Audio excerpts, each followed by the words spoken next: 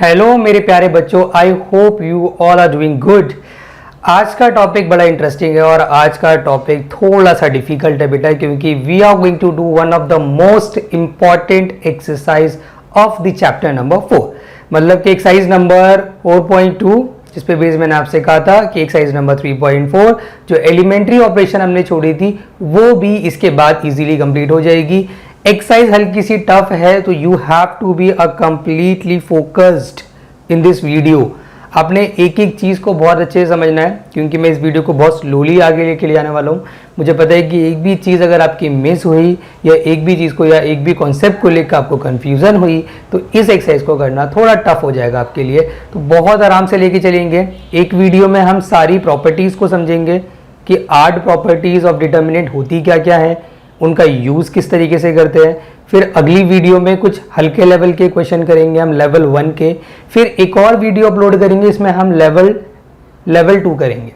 तो ये वाला जो टॉपिक है ये एक वीडियो में कवर नहीं हो पाएगा। We have to make at least 3 videos for this topic. तो आपने सारी वीडियोस देखनी है एक एक करके और बहुत आराम से देखनी है, रिलैक्स होकर। और जैसे एक वीडियो आप देख लो ना बच्चे, तो पहले आप उसकी थोड़ी बहुत प्रैक्टिस कर लेना या लिख लेना, उसके बाद आप सेकंड वीडियो देखना। ये नहीं कि हैंड टू हैंड आप एक के बाद एक लगातार आप वीडियो देख लेंगे तो आपको कंफ्यूजन हो सकती है और दिक्कत आ सकती है। तो let's start properties of the determinant.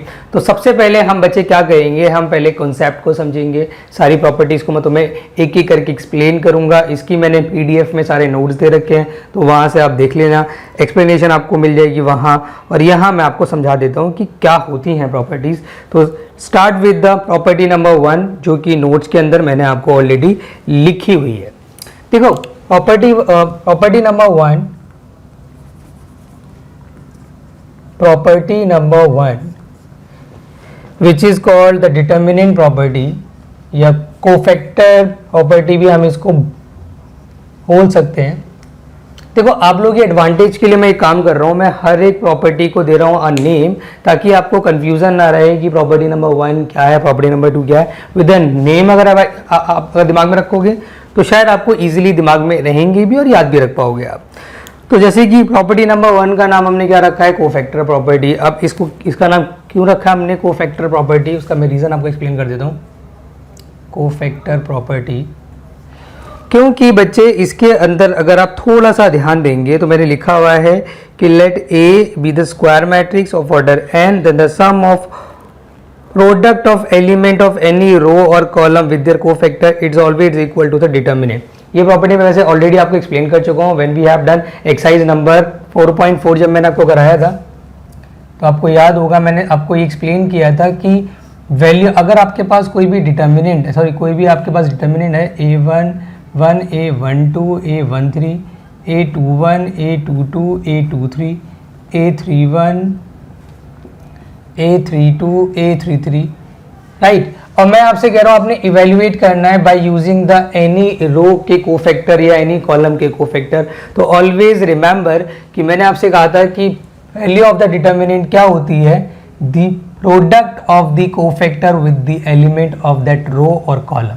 मतलब अगर मुझे इस रो के कोफैक्टर का इस्तेमाल करके वैल्यू ऑफ डिटर्मिनेंट निकालनी है तो मैं इस रो के एलिमेंट्स को इस रो के कोफैक्टर के साथ इनटू करके ऐड अगर कर देता हूँ तो वहाँ से जो निकल के आएगा वो क्या होगी, वो होगी the value of the determinant. ये कहती है प्रॉपर्टी नंबर 1। एग्जाम्पल वगैरह हम लेंगे जब हम एक्सरसाइज करेंगे। तो फिलहाल ये प्रॉपर्टी सबसे कम यूज़ होती है, लाइक 1% प्रॉपर्टी का यूज़ है। तो अगर इसको आप दिमाग में ना भी रखें तो भी कोई खास फर्क नहीं पड़ेगा, क्योंकि इस पे बेस 4.2 में कोई क्वेश्चन नहीं है।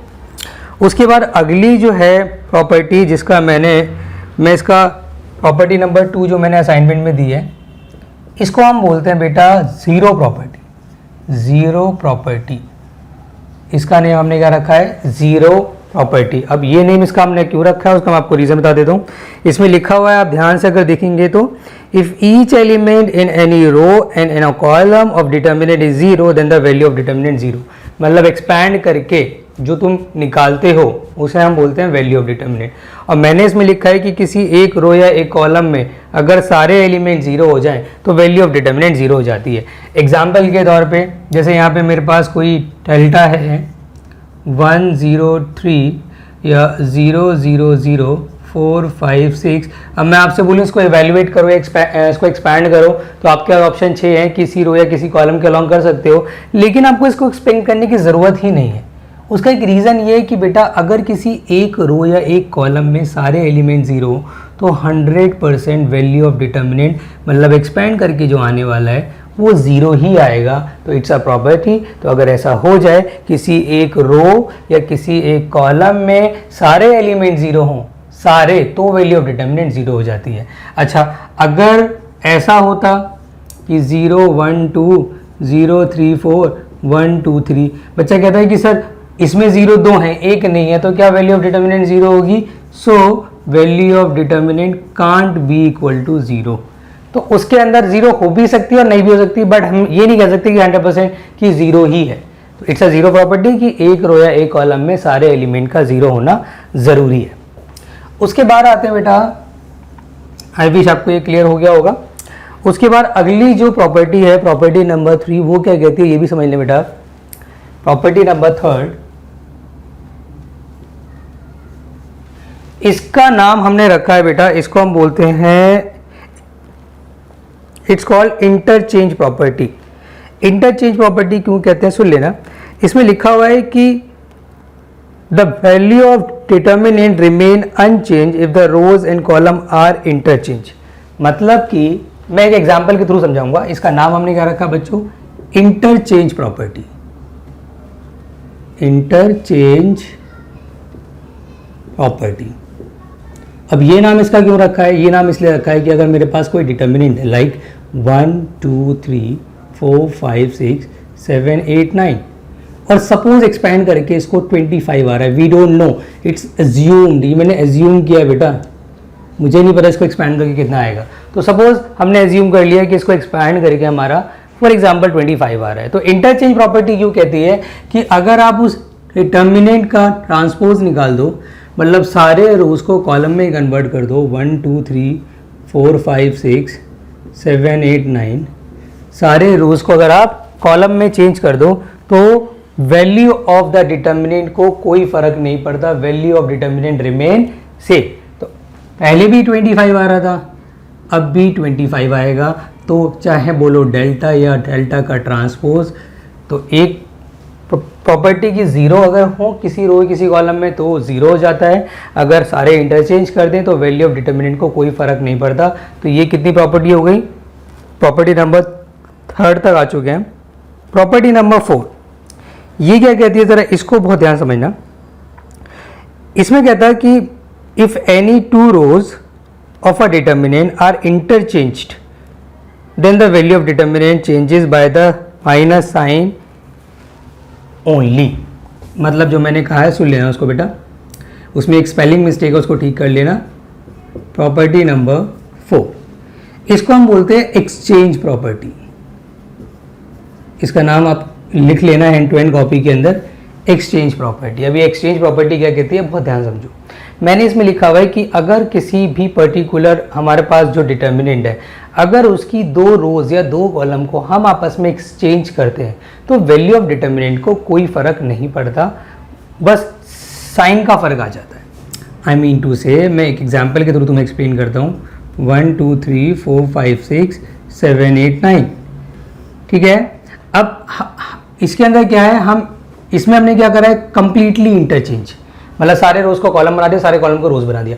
इसमें ऐसा नहीं करते हम, इसमें हम किसी पर्टिकुलर 2 रोज या 2 कॉलम को आपस में इंटरचेंज करते हैं। एग्जाम्पल के तौर पे हम चाहते हैं कि जो R1 है वो R2 की जगह आ जाए, जो R2 है वो R1, ये आपस में एक्सचेंज हो जाए, रोज रोज एक्सचेंज। अच्छा ध्यान रखना हमेशा कि अगर आप एक्सचेंज भी कर रहे हैं तो एक रो को दूसरी रो से कर सकते हैं, एक कॉलम को दूसरे कॉलम से कर सकते हैं, लेकिन ऐसा नहीं कर सकते कि एक रो के एक कॉलम से, इम्पॉसिबल।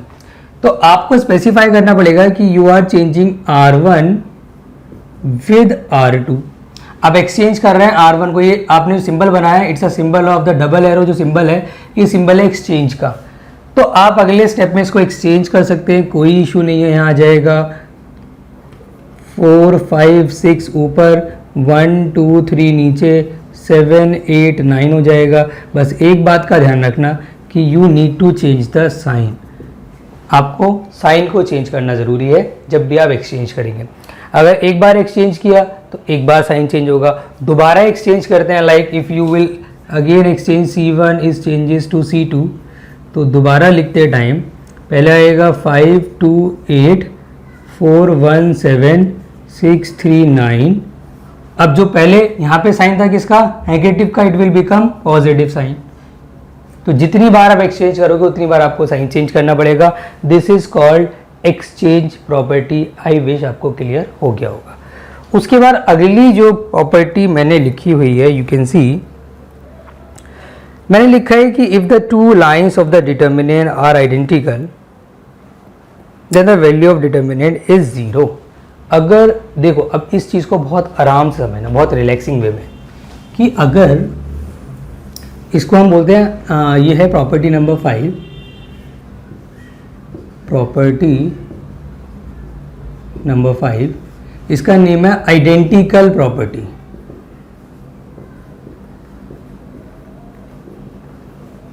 आइडेंटिकल प्रॉपर्टी, अब ये प्रॉपर्टी क्या कहती है, सुनो, ये प्रॉपर्टी कहती है कि कोई भी दो लाइन आपस में अगर सेम हो जाए तो वैल्यू ऑफ डिटरमिनेंट जीरो हो जाती है। अब कोई भी दो लाइन का मतलब क्या, समझो जरा इस चीज को। कोई भी दो लाइन का मतलब ये है कि कोई भी दो रोज या दो कॉलम आपस में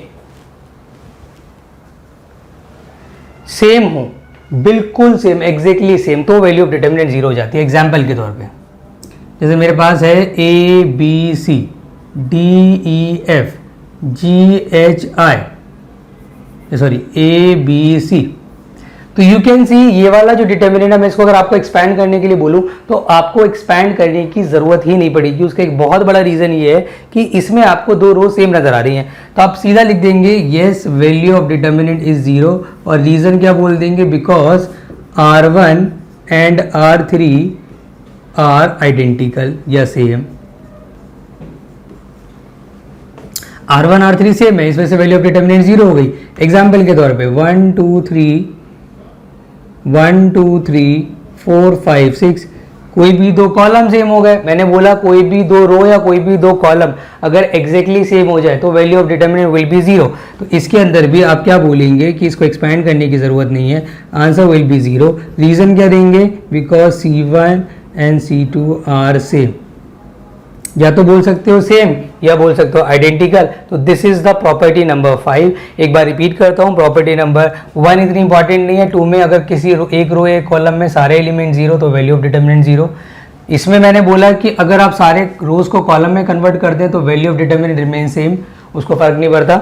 इसमें मैंने आपको बोला कि अगर आप दो रो या दो कॉलम को आपस में एक्सचेंज करते हैं, एक्सचेंज या तो दो रो या दो कॉलम, तो जो वैल्यू ऑफ डिटर्मिनेंट है सेम रहती है, साइन विल बी चेंज। अगर पॉजिटिव है तो नेगेटिव हो जाएगा, नेगेटिव तो नेक्स्ट स्टेप में वो पॉजिटिव हो जाएगा। उसके बाद मैंने आपको समझाया आइडेंटिकल प्रॉपर्टी ये क्या कहती है कि कोई भी दो रो या दो कॉलम बिल्कुल सेम हो जाए तो आपको एक्सपैंड करने की जरूरत नहीं है, value of determinant 100% will be zero. बात कर लेते हैं प्रॉपर्टी नंबर 6 की। प्रॉपर्टी नंबर 6 क्या कहती है, बहुत आराम से समझना है इसको बेटा, ये भी बहुत इजी प्रॉपर्टी है, आपको इजीली क्लियर भी हो जाएगी, कोई ज़्यादा दिक्कत आपको इसमें नहीं आने वाली है। तो इसमें लिखा हुआ है, इफ़ यू कैन सी, कि इफ़ द रोज और column are proportional then the value of determinant will be zero. मतलब अगर दो रो दो कॉलम बिल्कुल सेम ना हो लेकिन अगर वो आपस में प्रोपोर्शनल हो तो भी वैल्यू ऑफ डिटर्मिनेंट जीरो हो जाती है। इसका नाम हमने रखा है प्रोपोर्शनल प्रॉपर्टी। Proportional property. अब इसका मतलब क्या, देखो सुनो, इसमें कहता है कि इस बार एग्जैक्टली सेम नहीं होगा। इस बार क्या होगा, जैसे 2 4 6 3 5 7 1 2 3। अब इस केस में ये है कि वी विल, यहाँ पर आप ध्यान देंगे कोई भी कॉलम या कोई भी रो बिल्कुल सेम नहीं है, बट अगर आप हल्का सा फोकस करेंगे तो आपको ये नज़र आएगा कि यार दो रोज जो है ना वो आपस में प्रोपोर्शनल है। How they are proportional, if you will divide them, अगर तुम इनको आपस में डिवाइड करते हो तो आपको एग्जैक्टली सेम आंसर मिलेगा। एग्जाम्पल के तौर पे समझो, मतलब अगर मैंने इसको इससे डिवाइड किया 2 आएगा, 4 को 2 से डिवाइड किया 2 आएगा, 6 को 3 से डिवाइड किया 2 आएगा। तो अगर दो रोज को डिवाइड करने पे रेशियो सेम आ जाए तो उसको बोलते हैं प्रोपोर्शनल, और उस केस में भी वैल्यू ऑफ डिटर्मिनेंट जीरो हो जाती है। अब दे देना reason, because R1 and R3 are proportional, right? एक और एग्जांपल इसका ले लेता हूँ मैं। सपोज मैंने कहा बच्चों देखो ध्यान समझना इस चीज़ को, एक्स वाई जेड डब्ल्यू यू या यू वी डब्ल्यू 3x 3y 3z। अब अगर मैं आपसे इसके अंदर पूछूं कि क्या यहाँ पर वैल्यू ऑफ डिटर्मिनेंट आपकी ज़ीरो होगी, तो आप चेक करेंगे कि सर सेम तो नहीं है एक भी। लेकिन अगर आप थोड़ा सा ऑब्जर्व करेंगे तो एक कॉलम दूसरा कॉलम आपस में प्रोपोर्शनल है। If you will divide x by 3x y by 3y, तो 3x अपॉन x 3 आ रहा है, 3y अपॉन y 3 आ रहा है, तो you will get the same ratio. If you will get same ratio तो इसका मतलब इसका वैल्यू ऑफ डिटर्मिनेंट ज़ीरो हो जाएगा। रीज़न आप देंगे because C1 and C3 are proportional,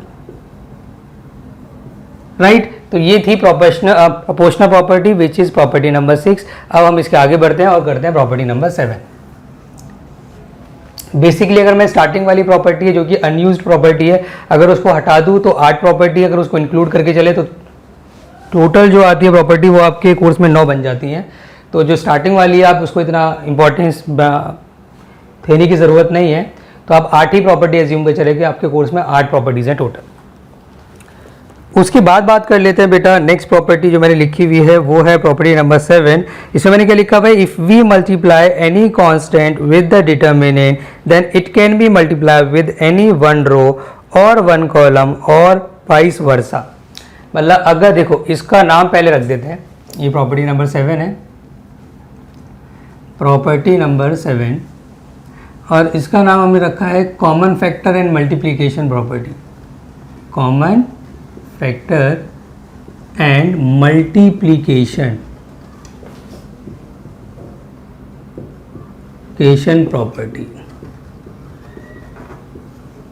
अब ये प्रॉपर्टी क्या कहती है कि ये प्रॉपर्टी कहती है कि अगर आप किसी भी, ध्यान समझना इस चीज़ को, किसी भी कांस्टेंट को अगर आप किसी रो या कॉलम से इनटू करते हैं, लाइक एग्जाम्पल के तौर पे मेरे पास कांस्टेंट है 1 2 3 4 5 6 7 8 9, अगर मैं इनटू करता तो मेरे पास ऑप्शन 6 है, या तो मैं किसी रो के अलोंग करता या मैं किसी कॉलम के अलोंग करता।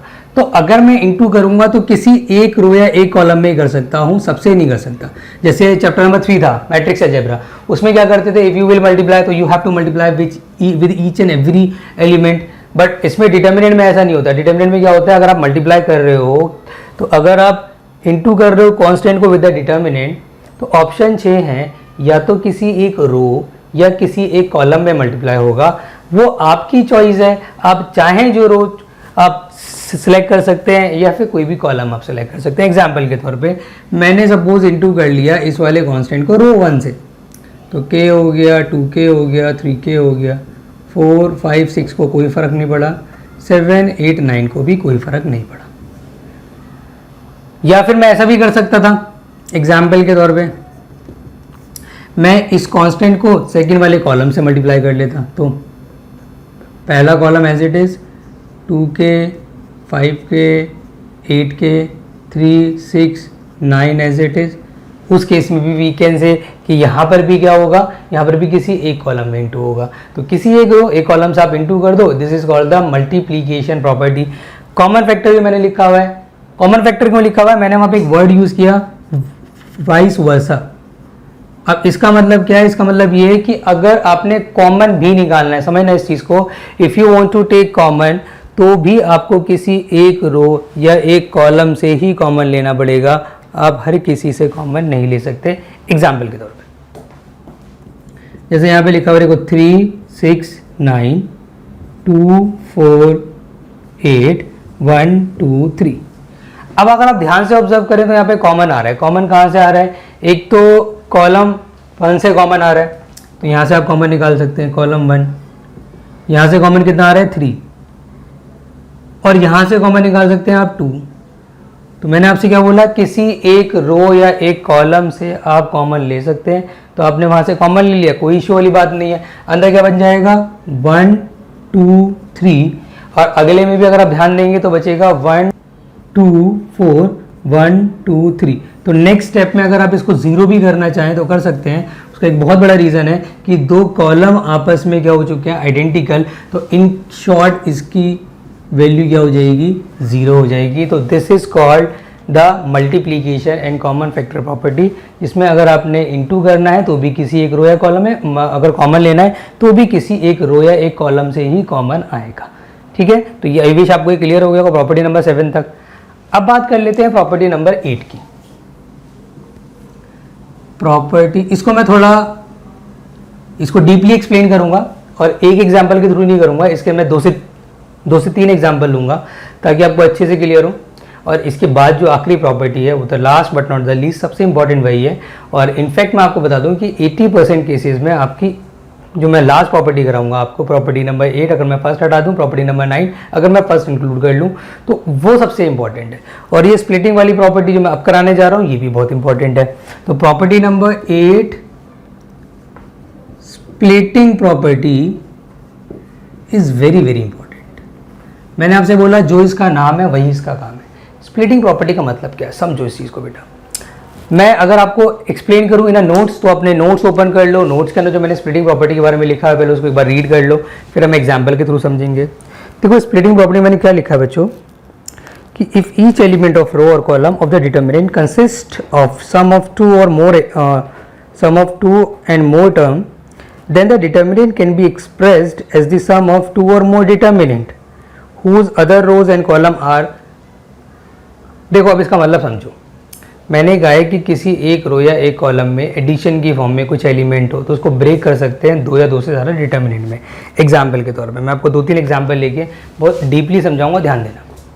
जैसे कि अगर आपके पास कोई डिटर्मिनेंट है, समझना A B C, B plus C, C plus D, A plus C, E F G, right.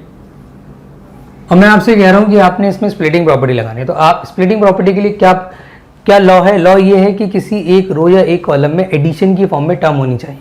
आप देख सकते हैं कि यहाँ सेकेंड वाले कॉलम में एडिशन की फॉर्म में 2 टर्म है, एडिशन एडिशन एडिशन।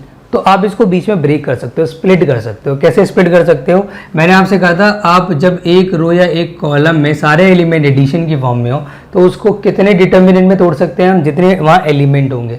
अगर 2 एलिमेंट तो वहाँ से कितने डिटर्मिनेंट बनेंगे? 2 डिटर्मिनेंट। अगर एलिमेंट यहाँ 3 होते हैं like B plus C plus D, तो कितने डिटर्मिनेंट बनते? 3 बनते। तो यहाँ पर ये जो 2 कॉलम हैं जो कि एडिशन में नहीं है वो एज इट इज रहेंगे, A B C, B C ए, ये स्टार्टिंग वाले में स्टार्टिंग वाला आएगा और ई एफ जी रहेगा, प्लस फिर आ जाएगा A B C, C D C, E F G. तो यू कैन सी मैंने एक ही डिटर्मिनेंट को कितने डिटर्मिनेंट में तोड़ दिया? 2 डिटर्मिनेंट में तोड़ दिया। और बाकी जो 2 कॉलम एडिशन की फॉर्म में नहीं थे उनको हमने एज इट इज रखा। ऐसा होना पॉसिबल है। अच्छा, बच्चों के दिमाग में आता है कि सर अगर 3 होते एडिशन में तो वहाँ पे बनता 3। एग्जाम्पल के तौर पे एक और एग्जाम्पल लूँगा मैं, इसके बहुत सारे एग्जाम्पल लूँगा, समझना सारे सवाल आपके क्लियर हो जाएंगे इसके अंदर। लाइक अगर ऐसा होता है a plus x plus u, b plus y plus v, c plus z plus डब्ल्यू, a B c x Y z. अब इसमें क्या हो रहा है कि एक रो एडिशन की फॉर्म में, मैंने बोला एक रो या एक कॉलम में सेम। अब देखो अगर ऐसा होता है यहाँ पे 3 यहाँ पे 2 तो भी स्प्लिटिंग नहीं हो पाती। अब यहाँ पे एक कॉलम में सारे एलिमेंट एडिशन की फॉर्म में है, तो if you want to split them तो आप स्प्लिट कर सकते हो। तो यहाँ पे कितने डिटर्मिनेंट बनेंगे? 3 डिटर्मिनेंट। पहले डिटर्मिनेंट में ये सारे एलिमेंट ए बी सी, बाकी जो एडिशन में नहीं है वो तो एज इट इज रहेगा एक्स वाई जेड। दूसरे वाले डिटर्मिनेंट में X Y Z, A B C as it is X Y Z. और आखिरी वाले डिटर्मिनेंट में U we W x Y Z X Y sorry A B C. तो you can see कि यहाँ पे अगर एडिशन में एलिमेंट 3 होंगे तो हमारे डिटर्मिनेंट में 3 बनेंगे, एटसेट्रा एटसेट्रा। अब आपके दिमाग में आ रहा होगा कि सर अगर 2 कॉलम या 2 रो एडिशन में होते तो क्या करते? अब मैं उसका एग्जांपल लेने जा रहा हूँ। देखो मतलब अगला सवाल जो आप लोगों के मन में आ सकता है वो ये आ सकता है कि सर अगर हमारे पास एडिशन में इस तरीके से होता है, लाइक मैं अपने पास से ले लेता हूँ a plus b, b plus C, C plus d, e plus F, x plus y, u plus W x Y z. अब दो कॉलम अगर दो रो डिटर्मिनेंट में, मैंने आपसे बोला एक बार में एक ही रो को या एक ही कॉलम को स्प्लिट कर सकते हो आप, तो यहाँ पर अगर आप स्प्लिट करते हैं तो ये नहीं कि दोनों एक साथ कर दो, आप पहले सपोज एक को टारगेट करते, मैंने सपोज को टारगेट करा तो ए बी सी, बाकी E plus F x plus Y U plus W x Y Z. फिर अगला जो डिटर्मिनेंट बनता वो हो जाएगा आपका B C D X plus sorry E plus F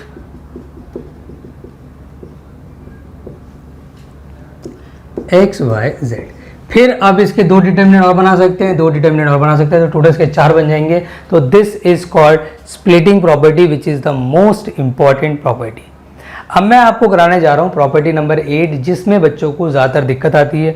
ये प्रॉपर्टी हो सकता है बेटा आपकी लिटिल बिट थोड़ा सा कंफ्यूजिंग रहे आपके लिए स्टार्टिंग में, तो मैं क्या करूँगा, मैं इसके अंदर पहले तुम्हें ऐसे ही समझाऊंगा। प्रॉपर्टी नंबर जो 9 है, पहले आप इसको समझ लेना।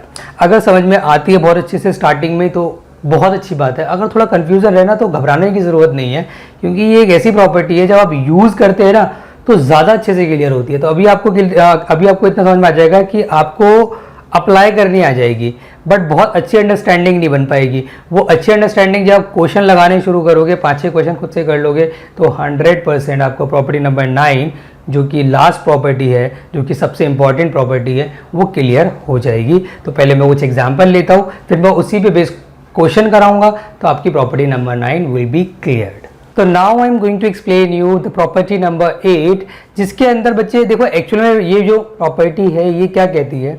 ये प्रॉपर्टी कहती है कि अगर आप किसी एक रो को चेंज करना चाहते हैं in the form of addition of 2 और मोर रोज, तो ऐसा हो सकता है, पॉसिबल है। अगर आप एक कॉलम को चेंज करना चाहते हैं दो कॉलम के एडिशन में या सब्ट्रैक्शन में, you can do it. Value of determinant को कोई फर्क नहीं पड़ता। एग्जाम्पल के तौर पे समझो, जैसे कि सपोज हमारे पास ये डिटर्मिनेंट है, अब इसको एक्सपैंड करके एग्जाम्पल के तौर पे हमारा 15 आ रहा है, मैं एज्यूम कर रहा हूँ, मुझे नहीं पता कितना आ रहा है। तो अगर मैं इसकी R1 को चेंज करना चाहता हूँ, देखो जो भी आप चेंज करोगे वो आप साइड में लिखोगे, मतलब लेफ्ट हैंड साइड पे, कि मैं R1 को चेंज कर रहा हूँ। किस फॉर्म में चेंज कर रहा हूँ, मैं चाहता हूँ कि मेरा R1 चेंज हो जाए इन दोनों के एडिशन की फॉर्म में। तो R1 चेंज हो सकता है इन दोनों के एडिशन के फॉर्म में, कोई दिक्कत वाली बात नहीं है। आप लिख देना R1 is changes to R1 plus R2। तो आपने जिसको किया है चेंज सिर्फ वही चेंज होगा, बाकी R2 R3 को कोई फ़र्क नहीं पड़ेगा। अब R1 चेंज किस फॉर्म में होगा, इन दोनों के एडिशन के फॉर्म में। लाइक यहाँ 5 हो जाएगा, 7 हो जाएगा, 9 हो जाएगा, 4 5 6 हो जाएगा, -1 2 4 हो जाएगा। तो अगर आप इसको भी एक्सपैंड करें तो आपको इसको एक्सपैंड करके भी 15 ही मिलेगा। तो it is called the addition and subtraction property. एक और एग्जांपल ले लेता हूँ। सपोज आप चाहते हैं if you want to change C1 in the form of C1 plus C2, आप चाहते हैं दो कॉलम आपस में ऐड हो जाए, तो यू कैन डू इट, कोई दिक्कत वाली बात नहीं है। आप C1 को चेंज कर रहे हैं, एक बार आपने ऑब्जर्व करी कि जो चीज़ यहाँ आएगी चेंज करते टाइम वो सबसे पहले यहाँ आएगी। मतलब C1 को आप किस फॉर्म में चेंज कर रहे हैं वो आगे आएगा, C1 का आना कंपलसरी है। मतलब ऐसा नहीं कर सकते आप कि C1 is changes to C3 plus C2 और C1 यहाँ इन्वॉल्व ही ना हो, इट इज़ इम्पॉसिबल। तो C1 का इन्वॉल्वमेंट बहुत ज़रूरी है। तो इन दोनों को आप ऐड कर लो, 12 हो जाएगा, 9 हो जाएगा, दोनों को ऐड करा तो ऑब्वियसली माइनस की वजह से सब्ट्रैक्टिव होगा, तो 1 आ जाएगा, बाकी 7 5 2 हो जाएगा, 9 6 4 हो जाएगा। तो ये आपका आ गया। आप चाहें तो एक और प्रॉपर्टी लगा सकते हैं कि किसी पर्टिकुलर रो या कॉलम को किसी कांस्टेंट से आप इनटू करके भी ऐड करा सकते हैं। एग्जाम्पल के तौर पे मैं चाहता हूँ कि ये वाला जो पोर्शन है ये मैं इस तरीके से करूँ कि I want to change my C1 into C1 minus twice of C3। मतलब किसी कॉलम को किसी पर्टिकुलर कांस्टेंट से इनटू करके मैं सब्ट्रैक्ट या ऐड भी करा सकता हूँ, उससे भी कोई फ़र्क नहीं पड़ेगा। जो इसको एक्सपैंड करके आ रहा था वही इसको एक्सपैंड करके भी आएगा, value of determinant remain same. तो इस बार हम क्या कर रहे हैं, हम कॉलम 2 को पहले कॉलम 3 को मल्टीप्लाई कर रहे हैं पहले 2 से और देन सब्ट्रैक्ट कर रहे हैं। तो इट विल बिकम 18। 12 में से 18 गया, कितना बचा, माइनस का 6। इसको मल्टीप्लाई करा 2 से तो कितना हो गया 12। 9 में से 12 गया, कितना आ गया, माइनस का 3। इसको मल्टीप्लाई करा मैंने किससे, 2 से, कितना गया 8। 1 में से 8 गया तो माइनस का 7।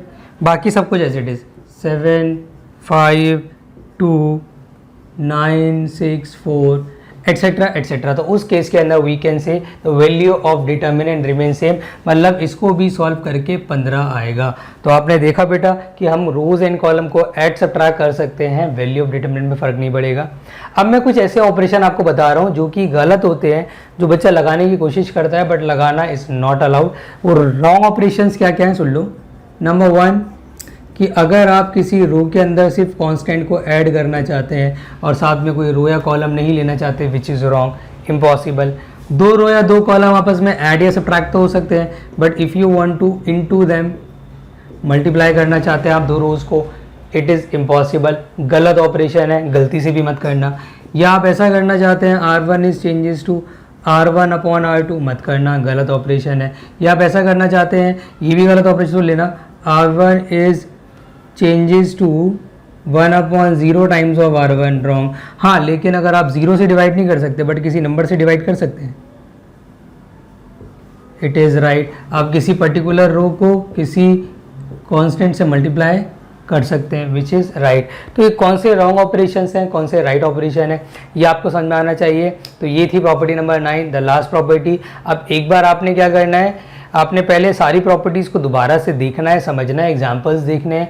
अब फिर मैं आपको जो इसके क्वेश्चंस कराऊंगा उनको ऑब्जर्व करना है, उन्हीं क्वेश्चन को एक बार दोबारा लगाना है और उस पर बेस्ड जो मैं होमवर्क दूंगा फिर उसको करना है। तो आपको धीरे धीरे इस एक्सरसाइज में कॉन्फिडेंस आना शुरू हो जाएगा, वरना आपका कॉन्फिडेंस डाउन होगा अगर आप सिर्फ आगे का पढ़ते रहोगे और पिछला रिवाइज नहीं करोगे। तो you have to revise first all the properties of this week.